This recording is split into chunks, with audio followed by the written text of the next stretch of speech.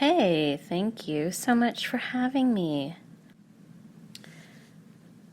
I got started in acting when I was probably, well, I've been acting since I was like 5, but I didn't realize I was acting. I would be watching movies, specifically Annie, and I would write down the lines, like I would transcribe them and I would act them out and make my friends act them with me. And I was always putting on little skits and stuff for my day camps and just at birthday parties and things. And then when I was around 11 or 12, I don't remember which one, my parents got me acting lessons at an acting studio, and I didn't really understand it. I think I was too young to really understand the craft of acting at that point, but I mean, I knew I had fun playing characters, but I didn't really understand like the exercises and stuff. So I didn't really continue with it until I was in high school and old enough to kind of realize what was going on. And I fell in love with the craft, and I did plays in high school, and fell in love with it after that. What inspired me to go into voice acting? It just seemed really cool. I was doing a show called Godspell. It's a musical in which like 5 or 6 actors play several different characters, and all these characters are several different ranges of age, to different sexes, to creatures, to all kinds of things. And so, one of the best ways to distinguish each character on stage is to figure out a voice. And I figured out I was really good at doing that, and I liked doing it, and I didn't know anything other than that until I realized the director of the show was Jakey Cabe, and he was also a voice actor. He worked for Funimation. He did Dragon Ball Z and Yu Yu Hakusho, and he just happened to be going to record one night, and I was asking him about it, and it sounded cool. And I said, I really want to try it. And he said, cool, I will see if I can get you an audition. And then he did, and I auditioned for Chris Bevins. He was doing auditions for Spiral. I did not get a role in that, but I did get a bit part in Case Closed, and continued to do bit parts after that for like 2 years.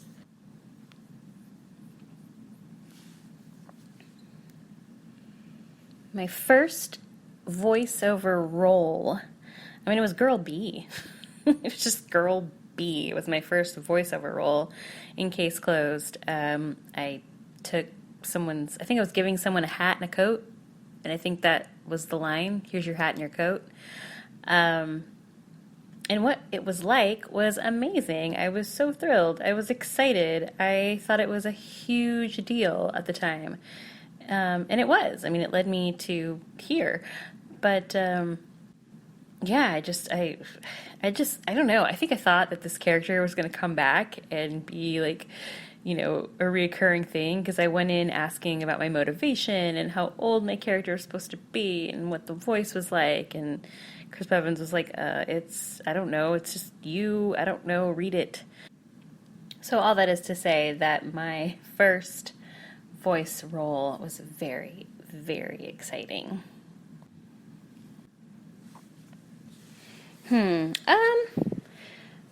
You have some idea of what's going on, because in the auditions, there's usually like a breakdown of a general idea of what the show is.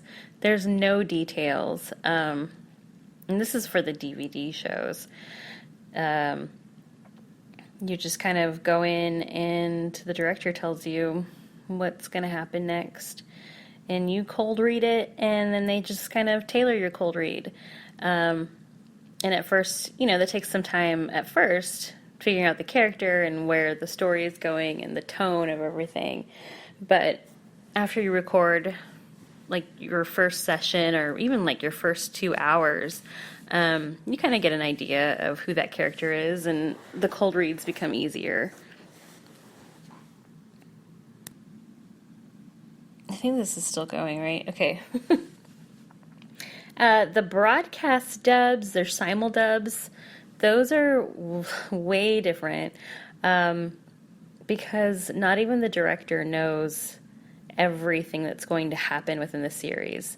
They'll get the first 2 episodes because, I mean, they're still recording it in Japan, so we have no idea where the story is going. We only know what's out there at that point, and at that point, they're only 2 weeks ahead of us.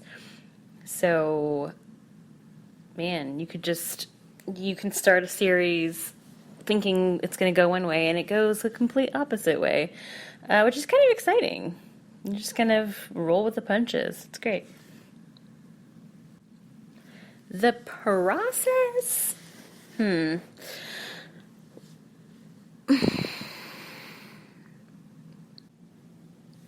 It's actually not a huge process. It's just kind of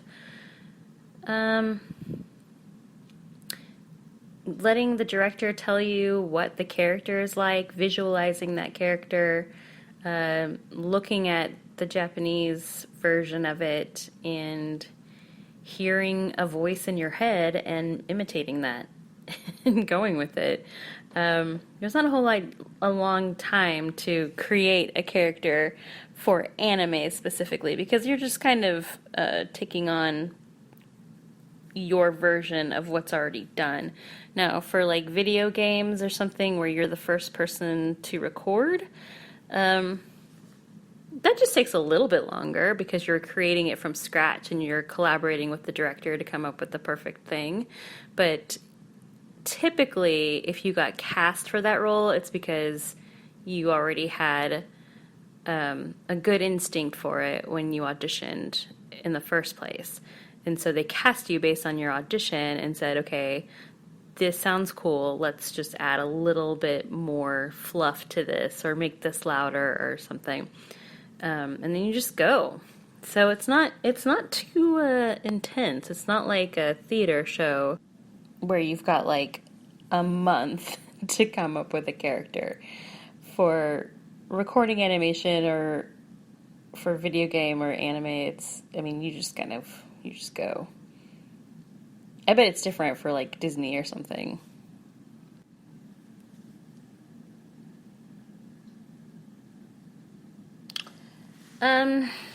No. I've gotten a few roles recently where I didn't have to audition. But I mean, I've also been voice acting with Funimation for like 14 years now. I don't know. It's been a long time. So they kind of know what I can do. So I don't have to audition too much. But I mean, I still audition for anything other than Funimation. Yeah, I audition all the time. So I think Funimation's the only one I've been working for that long. They just kind of already know what I sound like, so they can cast me and know what they're going to get without an audition.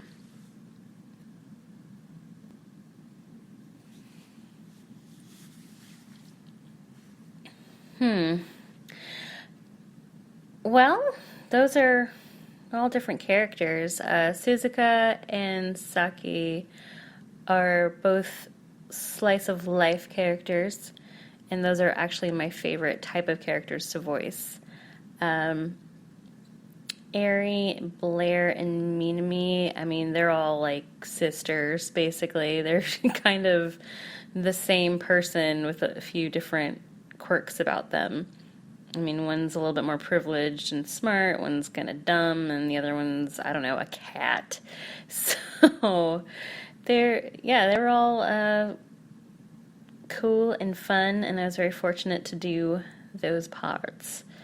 My favorite out of those listed, Suzuka for sure. I just really got to know that character because I helped write the scripts, and I just kind of got her. I think, she's an ambitious person who puts her sports first above all else, and for the longest time I was an ambitious person who put acting and my craft first before everything else. Like, I just wanted to act. and I wanted to be very good at it. And, like my relationships and things came second. So I get her. So out of those, she was my favorite.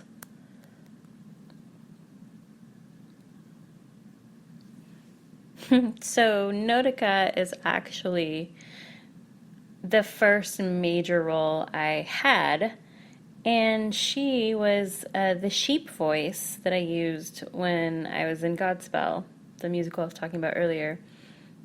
I had to play a sheep for a second, and I only had 2 lines as this sheep on stage. And every time I did that voice, the entire audience would go, "Oh," like they loved it. So when auditions for Negima came up, I saw Nodoka, and I was like, "Oh, I'm going to make her the sheep." And so I auditioned with the sheep voice, and I got it. So that's what it sounds like. And I loved playing her. Since she was my first character, like first major character, it was a lot of work. I was so used to just doing 1 or 2 lines, and then just a bunch of background voices. So to have to match flaps for someone as, pivotal as Nodoka in that series, I thought I was doing a horrible job for the first 2 episodes that I recorded, because I just wasn't skilled at dubbing, and I felt like, the director, who was Colleen Klinkenbeard at the time, was just having to spend so much time trying to get me to fit flaps and to do the perfect reads, and I felt like I was awful. But, time went on, and I got better and more comfortable with the process, and, could do the skill and act, and I got to just throw myself into the character and the story, and I loved it. I had so much fun. I loved recording her, and she was so quiet that it was such an intense session. They had to adjust the mic a certain way, and I know the levels were kind of a pain in the butt to record, because I did barely more than whisper. So that was that process. But I got one of my best friends out of it. Chris Kaysen took over directing the series, and we had so much fun. He was hysterical to work with. He also played Camo in that series, and he is just a comedic genius, and he's the funniest human being you'll ever meet. So we had a blast, and he's one of my brothers now.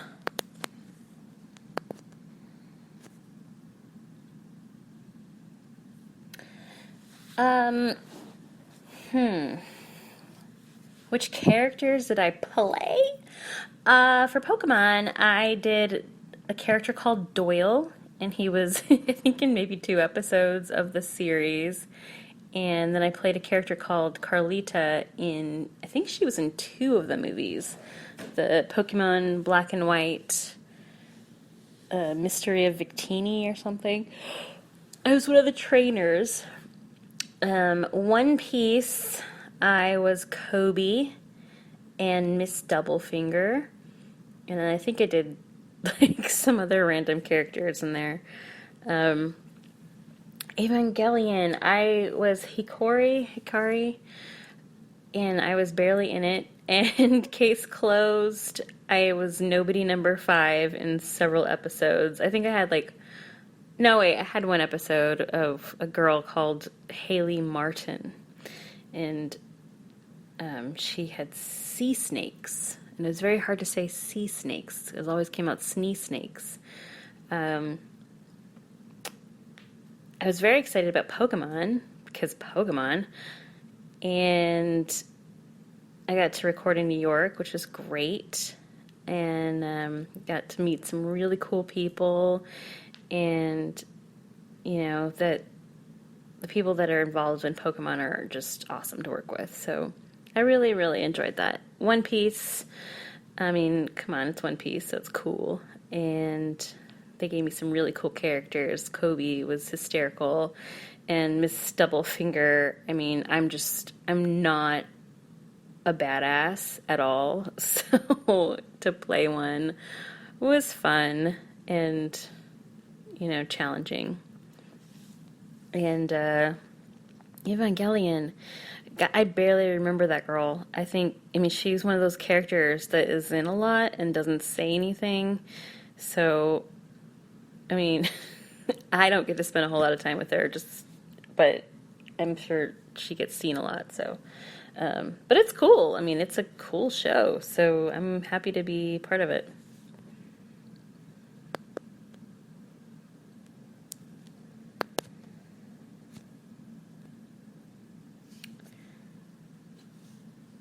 I was familiar with Pokemon because I was a child at some point in my life.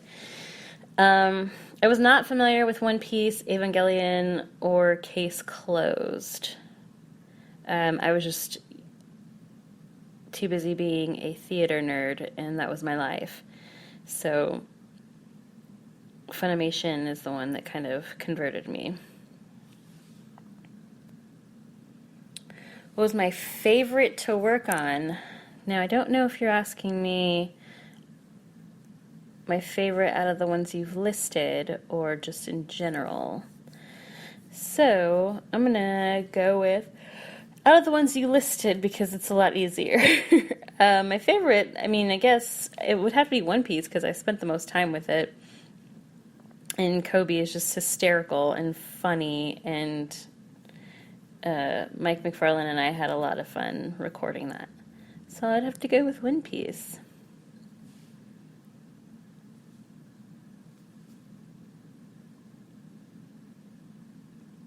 Oh, Lord. Okay. Day Day Live.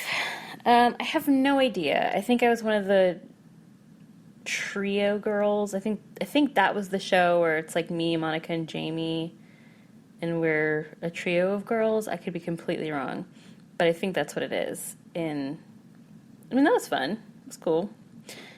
Deadman Wonderland, I played Minatsuki, and she was psychotic, and that was, I felt very proud of that performance, but really sad because I really couldn't show it to any of my family members.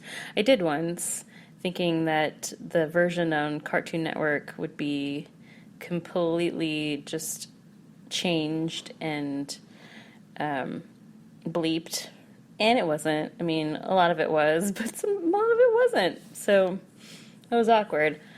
Fairy Tail Zero, I played Mavis, and that was one of my favorite series to work on. I liked seeing her storyline from beginning to end, or beginning to current, I should say. Just getting to know her better. I really, really, really liked the whole story of she and Zira, and getting to be in that. Freezing, I play a character, I think her name is Miyabi, and she's got like this sexy voice that I had never used before. And actually, when the auditions were going on, I was in New York recording Pokemon, and I was hanging out with Sean Schimmel, and he helped me record the audition for Freezing. And he was like, "Can I give you some direction on that?" And I said, "Sure." And he actually directed my audition for that character, and he taught me how to be sexy. And then I booked it.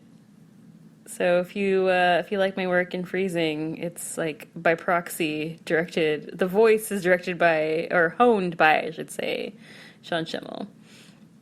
Last Exile, I play Giselle. And who was my favorite out of those?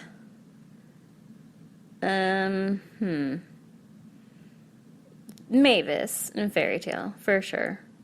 I got to see her from beginning. I spent more time with her because she was, episode 1 all the way to 12. And we got to watch her as a little baby and grow up and, get her heart broken. And now we know why she's 100 years old and looks like she's 10. So that was my favorite.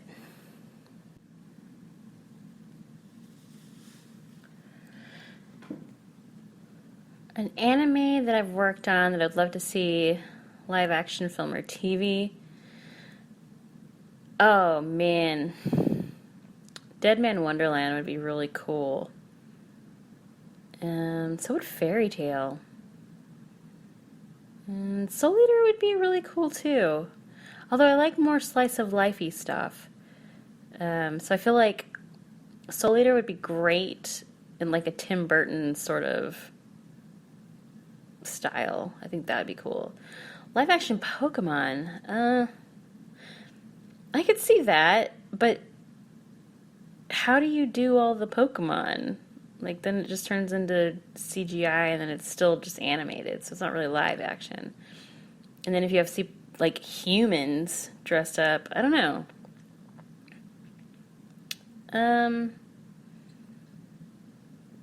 Gosh, I think Princess Jellyfish would be cool. I think Suzuka would be great. Man, Miss Kobayashi's Dragon Maid that I'm working on right now, no, that's cuter as an animation. Because if it was live action, then it would get awkward. So, no, keep that as animation and cute little dragons. But, yeah, like Deadman Wonderland, I want to see that one live. And yeah, I agree with Doctor Who as an anime version. I think that'd be awesome. I would love to voice one of the companions. Oh my gosh, I would die. I think it'd be so great.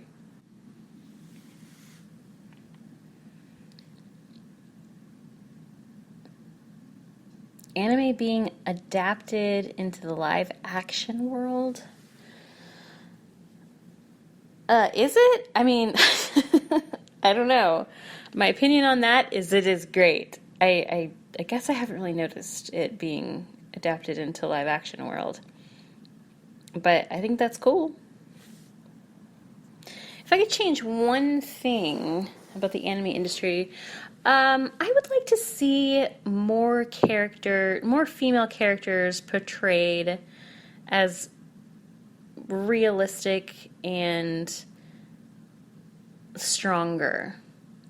And not just stronger as in like a, armor badass sort of way, but just a lot more confidence in themselves and not so needy.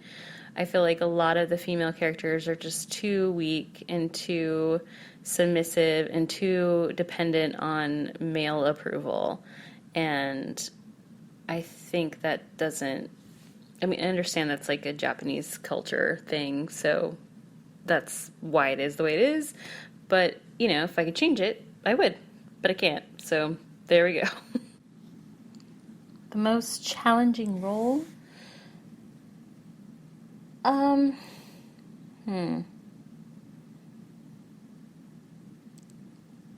think Homura Sekirei. That was probably the most challenging role. It was the most challenging voice, and it was the most challenging character to get into that I had to sustain for longer than like 2 episodes. So I'm going to go with that. I wish that I was in the Sailor Moon series, but I don't live in LA, so that won't happen. But I really wish I was. I want to be one of those sailor girls because they're cool. Well, there are 2. And one of them happens to be Miss Kobayashi, who I'm playing right now on the Funimation simuldub. Comes out every Wednesday on Funimation channel, 9 p.m. CST. I don't know if y'all get that in Australia. Do you ever do that? I don't know. Do y'all have the Funimation channel? You have to, otherwise I wouldn't be here. Okay, so yes, check out Miss Kobayashi. I have to say, I guess I relate to her personality, not necessarily her life. I'm not that much of a recluse. But the humor is definitely mine, for sure. As a human, as a person that I relate to, I'm going to have to go with Suzuka. And it's because, yeah, I get it. I get being super focused on your passion, that just becomes what you do, and like what your love life is, and what you're driven to do. And those are the things that are more important than people for a period of time. And then you grow up and you realize, oh wait, that's not true. Humans are good too. One thing I want to do is I want to be in a Disney movie. I want to be a Disney princess. And I want to be able to sing the role too, because I'm a singer.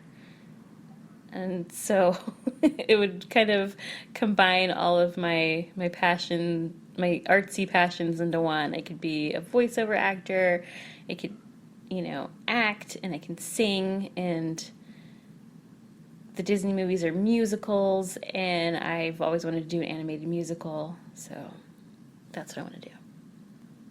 Oh, well, yes, Miss Kobayashi's Dragon Maid is happening right now, and we have about 4 more episodes, I think. 4 more to record before it's over. Very sad. If Suzuka saw a kangaroo, I don't know. She would probably challenge them to a race or something, a jumping race. She'd be like, "Hey kangaroo, can you jump this pole?" "I sure can." And then she would jump poles with them. And then she would snuggle them and kiss them and pet their little ears and give them carrots. I don't know. What do you give kangaroos? Hey, Australia peeps. Shouldn't you be asleep? Aren't you on the other side of the world? Another time, another place. Just kidding. Hi. I want to say hi to all the Australia peeps, and I hope I get to come out there sometime and meet y'all in person. And we can hang a kangaroo? We can't hang any kangaroos. We can hug kangaroos is what I was going to say. God, I love kangaroos. I want to meet a kangaroo. So hopefully I'll get out there to see y'all. Thank you for listening to me babble for 45 minutes. Okay, bye.